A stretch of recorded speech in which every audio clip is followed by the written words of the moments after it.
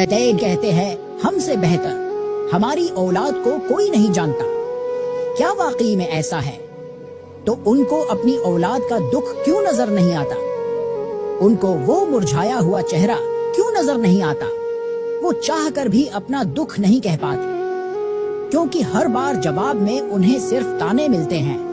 وہ اب بات نہیں کرتا کیونکہ جانتا ہے کوئی سنے گا ہی نہیں، اور آہستہ آہستہ وہ امید بھی ختم ہونے لگتی ہے کہ شاید کبھی وہ سمجھیں گے، شاید کبھی وہ کہیں گے ہم تمہیں سمجھتے ہیں، تم اکیلے نہیں ہو. ان کے آنسو ان کی تکلیف کیوں نظر نہیں آتی؟ یہ سب دیکھ کر بھی انجان ہے. الٹا ہمارے دکھ اور آنسوؤں کو ڈرامہ کہا جاتا ہے، بلکہ ان کی اولاد تو اس آس میں سوتی ہے کہ دوبارہ کبھی اٹھ نہ سکے.